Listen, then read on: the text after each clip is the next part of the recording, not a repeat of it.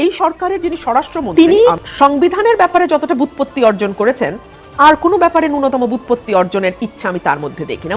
21শে ফেব্রুয়ারি বিএনপির লোকাল নেতৃবৃন্দ আমাকে এলাকায় ফুল দিতে যাওয়ার সময় লাঞ্ছিত করেছে। আজ সংসদের স্বরাষ্ট্রমন্ত্রীকে কঠিন ধোলাই করলেন ব্যারিস্টার রুমিন ফারহানা।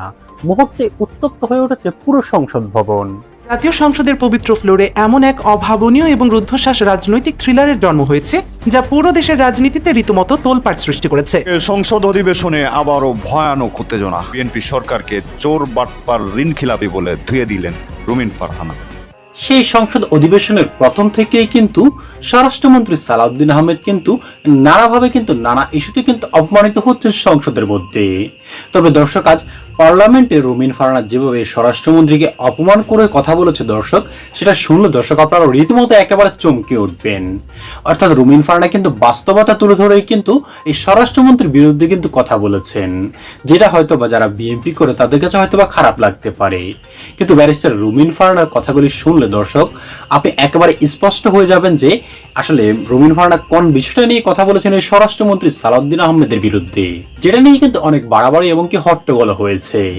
হ্যাঁ সম্মানিত প্রিয় দর্শক শ্রোতা, যেটার কিছুটা অংশ বিশেষ কিন্তু আপনারা ভিডিও শুরুতেই দেখে কিন্তু বুঝতে পেরেছেন আমাদের আজকের এই ভিডিওটা ঠিক কতটা গুরুত্বপূর্ণ এবং কোন বিষয়টিকে ইঙ্গিত করছে।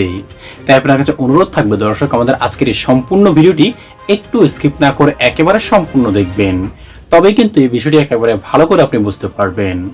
তাহলে চলুন সম্মানিত প্রিয় দর্শক, আগে আপনাকে সেই মূল ভিডিওতে নিয়ে যাই, তারপর আর বিস্তারিত আলোচনা করব বিষয়টি নিয়ে। আর এই সরকারের যিনি স্বরাষ্ট্রমন্ত্রী, আমি তার প্রতি সম্মান রেখেই বলছি, তিনি সংবিধানের ব্যাপারে যতটা বুৎপত্তি অর্জন করেছেন আর কোনো ব্যাপারে ন্যূনতম বুৎপত্তি অর্জনের ইচ্ছা আমি তার মধ্যে দেখি না। এবং বিশেষ করে তার মন্ত্রণালয়ের ব্যাপারে তার যতটুকু কমান্ড থাকা উচিত বা যতটুকু কমান্ড আমরা এরকম একটা উচ্ছৃঙ্খল ইন্টেরিয়ামের পরে আশা করি, শক্ত হাতে নিজের মন্ত্রণালয়ের উপরে একটা কর্তৃত্ব আনা এবং জিরো টলারেন্সে যাওয়া, এইটা এই স্বরাষ্ট্রমন্ত্রী নয়। উনি হচ্ছেন, আমার কাছে মনে হয় যে উনি মিডিয়ার সামনে কথা বলতে পছন্দ করেন, জ্যাক অফ অল ট্রেডস। এবং যেহেতু ওনাকে ডিফ্যাক্টো প্রাইম মিনিস্টার বলা হচ্ছে এবং মোটামুটি নির্বাচনের 1 মাস পর থেকে উনি he is known as de facto prime minister. So এইটা কে না এনজয় করে, তাই না? কে না এনজয় করে?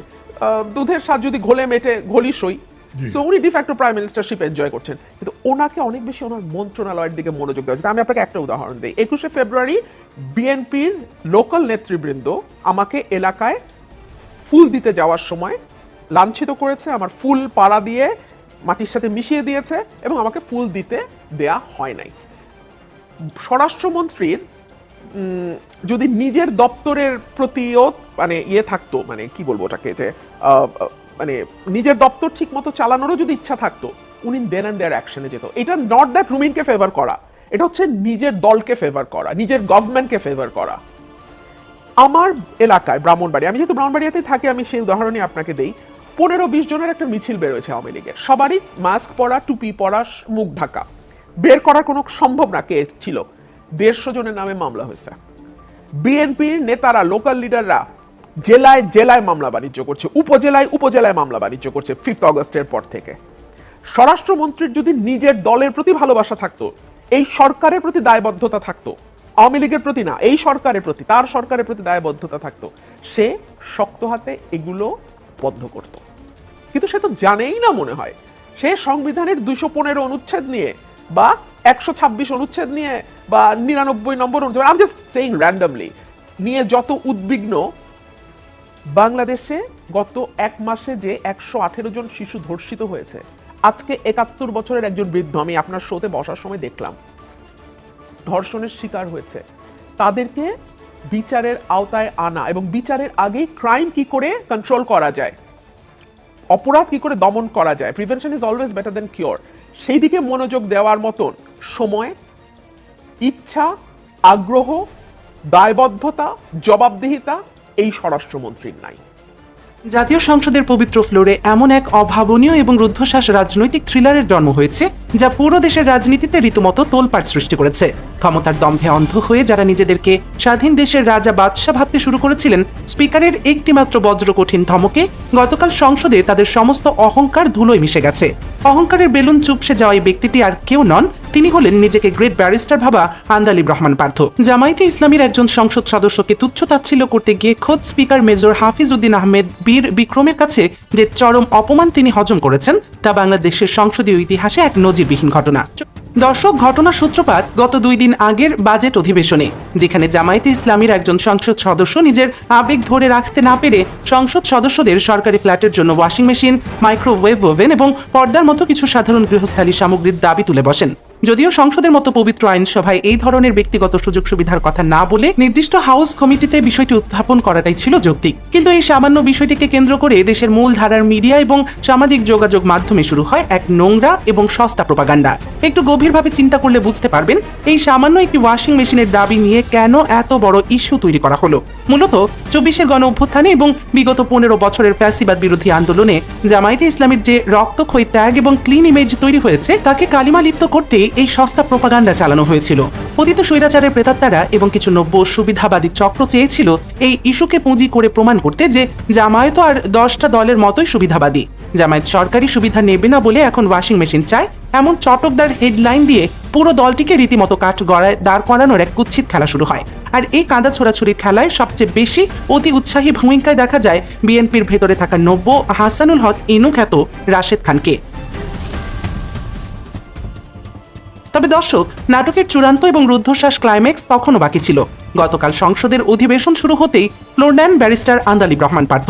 নিজের চিরচেনা অহংকারী এবং চরম অসম্মানজনক বডি ল্যাঙ্গুয়েজ নিয়ে তিনি ওই ঘটনাকে কেন্দ্র করে জামায়াতের সংসদ সদস্যকে তীব্র ভাষায় কটাক্ষ করতে শুরু করেন। স্পিকারের সামনে দাঁড়িয়ে অত্যন্ত অদ্ভুতপূর্ণ ভঙ্গিতে পার্থ বলেন, আমি নিজে ওই জামায়াতের এমপিকে ওয়াশিং মেশিন কিনে দেব, মাননীয় স্বরাষ্ট্রমন্ত্রী ওনার ফ্ল্যাটের পর্দা কিনে দেবেন, আর প্রধানমন্ত্রী তার পুরো সংসার গুছিয়ে দেবেন।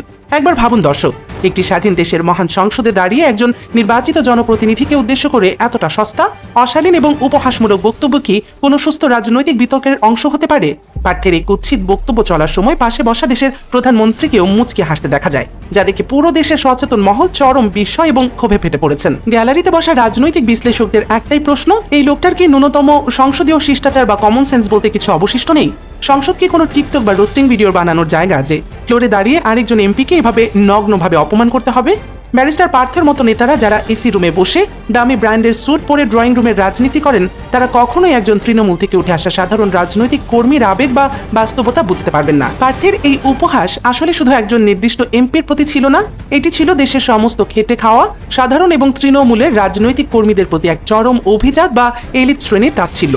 তিনি হয়তো ভেবেছিলেন ইংরেজিতে দুটো বুলি আওড়ালে আর সস্তা জোকস মারলেই পুরো দেশ তার প্রশংসায় পঞ্চমুখ হবে।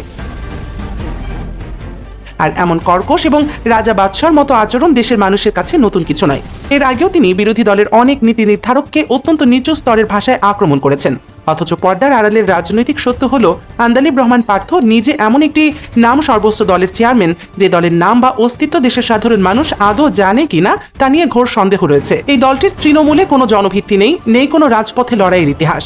গতকাল সংসদে যে চেয়ারটিতে বসে তিনি এত বড় বড় কথা বলেছিলেন, সেটিও তিনি অর্জন করেছেন কেবল বিএনপির রাজনৈতিক করুণা এবং দাক্ষিণের উপর ভর করে। বিএনপি সরকার একক সংখ্যাগরিষ্ঠতা নিয়ে কিন্তু সরকার গঠন করেছে।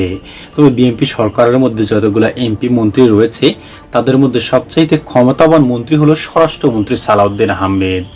এমনকি সবচাইতে বিতর্কিত যে মন্ত্রীগুলো রয়েছে এই সরকার গঠনের পর থেকে, তার মধ্যেও কিন্তু অন্যতম কিন্তু স্বরাষ্ট্রমন্ত্রী সালাউদ্দিন আহমেদ। ইতিমধ্যে কিন্তু বেশ কিছু জায়গায় কিন্তু অনুষ্ঠান, এমনকি প্রোগ্রামে যাওয়ার সময় কিন্তু জনগণের তোপর মুখেও পড়তে হয়েছে এই স্বরাষ্ট্রমন্ত্রীকে। জনগণ কিন্তু তাকে বুয়া বুয়া স্লোগান দিয়েও কিন্তু নানাভাবে কিন্তু সমালোচিত করেছেন। তবে সর্বশেষ দর্শক, সংসদের মধ্যে বারবার কিন্তু তার নানা রকম কথা নিয়ে কিন্তু বিরোধী দল থেকে শুরু করে স্বতন্ত্র যারা রয়েছে তারাও কিন্তু প্রতিবাদ জানাচ্ছে। অর্থাৎ একজন দেশের একজন যাকে হোম মিনিস্টার বলা হয়, স্বরাষ্ট্রমন্ত্রী, তার কথার মধ্যে দর্শক অন্য কেউ ভেটো দিলে তার কি আর সম্মানটা কি সেখানে থাকে? তাই তাকেও কিন্তু ঠিক সেভাবেই কিন্তু কথা বলতে হবে। কিন্তু স্বরাষ্ট্রমন্ত্রী সালাউদ্দিন আহমেদ কিন্তু দর্শক নিজে কিন্তু চিন্তা ভাবনা করেও কিন্তু কথা বলছেন না। অর্থাৎ যে একগুয়ামি যেটাকে বলে আর কি, অন্য কোনো দেশ পরিচালনার ক্ষেত্রে বিরোধী দল অথবা অন্য কোনো দলের কোনো সিদ্ধান্ত না নিয়ে তিনি তার এককভাবে কিন্তু নানা সিদ্ধান্ত নিয়েও কিন্তু দর্শক বিতর্কিত হয়ে গেছেন। যেটা কিন্তু দর্শক আপনারা ভিডিওতেই কিন্তু দেখতে পেয়েছেন যে রুমিন ফারহানা কি বলছেন এই স্বরাষ্ট্রমন্ত্রী সালাউদ্দিন আহমেদের বিরুদ্ধে। আর যেটা দেখে কিন্তু দর্শক আশা করি আপনারা বুঝতে পেরেছেন এই স্বরাষ্ট্রমন্ত্রী সালাউদ্দিন আহমেদ ঠিক বর্তমানে কতটা বিতর্কিত হয়েছে। তাই সম্মানিত প্রিয় দর্শক শ্রোতা, আজকে যে রুমিন ফারহানার কথাগুলি বলেছে, এই রুমিন ফারহানার এই কথাগুলি সম্পর্কে দর্শক আপনার মতামত কি সেটা অবশ্যই আমাদের কমেন্ট বক্সে লিখবেন, কারণ আপনাদের মতামত আমাদের কাছে অনেকটাই গুরুত্বপূর্ণ। দর্শক আজ এই পর্যন্ত, ভালো থাকুন সকলেই।